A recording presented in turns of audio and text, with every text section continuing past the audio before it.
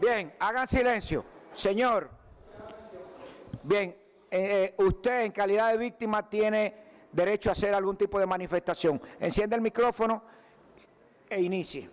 Buenas tardes, magistrado. Mi nombre es Gregorio Adames, como todos me conocen. Trabajaba en la empresa YC por alrededor de 8 años. O sea, las personas aquí presentes no pueden decirme a mí, a cualquiera de los que están aquí sí le pueden decir que no tenían conocimiento de lo que pasaba en esa estructura. ¿Por qué razón? Porque con la persona que ellos hablaban siempre era conmigo. Yo era la persona que le mandaba una y otra vez los problemas que teníamos constantes en la discoteca. Incluso desde cuando yo entré. Desde cuando yo entré, se le mandaban al señor Antonio Espaillat y a la señora Maribel las informaciones de las constantes filtraciones dentro del establecimiento, que se fueron agravando una y otra vez. Allá en ese establecimiento no se hacía nada sin la autorización del señor Antonio Espaillat, que muchas veces ni siquiera la señora Maribel podía autorizar nada, pero todo pasaba por filtración de él. Todo se pagaba con la tarjeta de la compañía de él. Él autorizaba hasta una aguja que se podía mover en ese lugar. ¿Qué pasa? Cuando yo entré habían filtraciones pocas, pero se fueron agravando y se le fueron informando, pero nunca se tomaron la medida correcta. Me voy a dirigir al tiempo del incendio. Cuando hubo el incendio en la discoteca, que fue la parte de la planta que se afectó. Yo recuerdo que ese día llegaron unos técnicos que eran los que estaban tratando de arreglar el problema que había, porque él quería que se abriera principalmente en esa semana. Y los mismos técnicos le decían que no se podía tener el establecimiento adecuado para comenzar a laborar. Y él decía que no, que esa semana se abría porque se abría. Esas eran sus palabras. Es tanto así que se cambiaron los cables, que se quemaron y se pusieron cable provisional para poder trabajar en esa semana. Se rentó una planta que se puso fuera en la calle porque él quería abrir. Y los técnicos le decían que no se podía, pero él siempre tuvo su don de autoridad. Y lamentablemente llegamos a este caso. ¿Qué pasa? Se pusieron los cables provisional, le dijeron que no se podía dejar con esos cables provisional. Y cuando los ingenieros, los electricistas, le dieron el presupuesto a ese señor de lo que había que gastar para reparar y poner cómo iba, él no lo contrató a ellos. Él dejó los cables provisional, que se supone que un cable provisional no es para quedarse siempre, hasta que se derrumbó la discoteca. Desde 2023 habían cables provisionales en la discoteca, que fue con que se conectó la luz dentro. ¿Qué pasa? Desde meses, antes del colapso de la discoteca, muchos meses antes, se le venían informando al señor Antonio Espaillat los problemas tan graves de los pedazos y los plafones que estaban cayendo constantemente en la discoteca, que no era una sola vez, era siempre. Las medidas que optaron para poner fue comprar lonas plásticas para ponerla encima de los plafones, para que cogieran el agua, que se acaparara encima del techo, y se sacaban una y otra vez antes de cada actividad. Y a mí, el que está ahí sentado, no me puede decir que eso no es así, porque le tenía precio y ellos lo saben, a cada uno.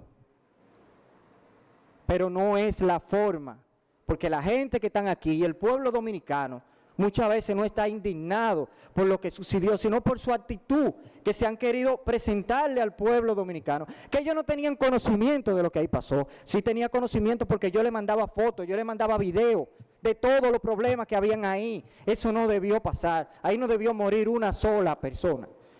Porque si llegamos a la semana antes, cuando se cayó el plafón, un fin de semana, donde había un cliente que grabó que yo estaba ahí, barriendo, y busqué una escalera y me subí al techo y quité los pedazos que habían para que no le fuera a caer a alguien.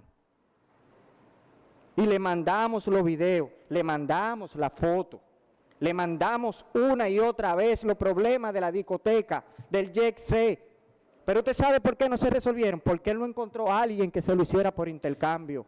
Porque no le gustaba pagar. Le gustaba resolver por intercambio. Entonces que no le digan al pueblo y no le den al pueblo más dolor de lo que está pasando. Ese día, en la mañana, se le volvía a informar que el plafón no se había cambiado de la piedra que le estaban cayendo. Pero ¿qué pasa? Muchas veces cuando yo le reclamaba a él, es lo que me decía a mí que yo no tenía discoteca. Una vez estaba él sentado con un teléfono hablando y casi le cae un pedazo a él mismo encima cuando se movió. Ellos tenían conocimiento constante. Esto no es por hacerle daño a nadie, ni porque uno tenga algo en contra de él, porque no es así. Esto es por la verdad, porque hay gente dolida, porque murieron 230 y pico de personas ahí, que pudo ser cualquiera. Ese día, a las 2 de la tarde, otra vez vuelvo y le escribo al señor Antonio y le digo que los problemas que habían en el techo constante no eran solamente que los plafones se caían por humedad. ¿Por qué razón? Porque constantemente se veían los plafones en el suelo que eran derribados por pedazos de concreto. Eran concretos que le caían y los rompían hacia abajo. Entonces, no era pensar que se iba a caer. No era pensar que se iba a caer. Era pensar que por lo menos una persona podía ser afectada hasta de muerte.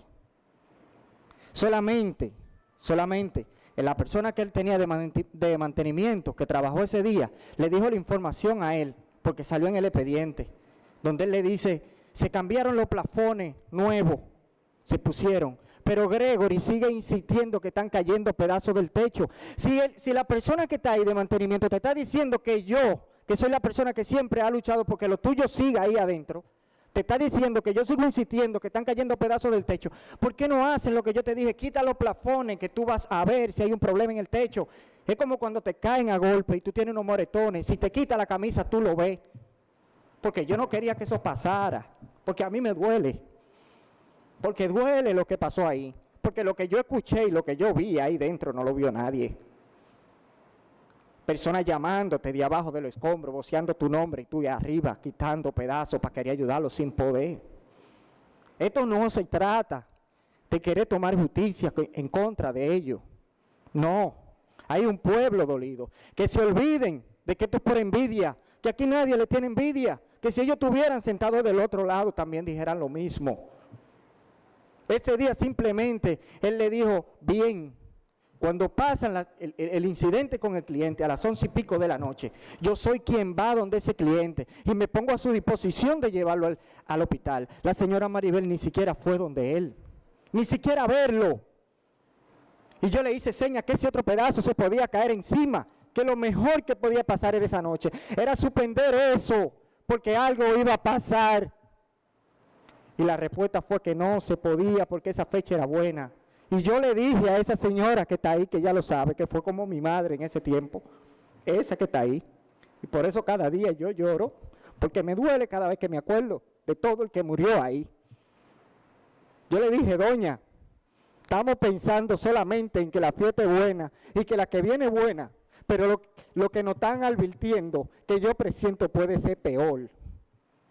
Ella simplemente me dijo que no se podía. Ahí no hubo ninguna explosión. Ahí lo que sonó fue el estruendo de un techo completo que se derribó, Señor.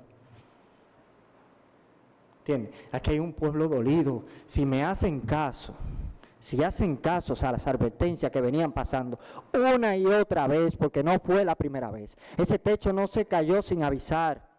Simplemente Manuel le dijo que iban a ir la gente de cielo acústico para chequear el techo, como por capricho mío, para convencer a Gregory.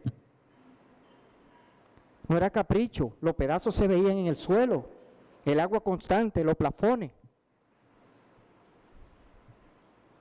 Entonces yo lo que quiero que sepan, señor juez, que yo lo único que pido, lo único que yo pido, es que se haga justicia verdadera, lo que realmente merece. Porque esto nunca va a ser por venganza, sino porque todo el mundo está sufriendo. porque yo perdí 7 compañeros ahí, que ellos ni siquiera lo mientan. Eso es cuanto. Bien, gracias.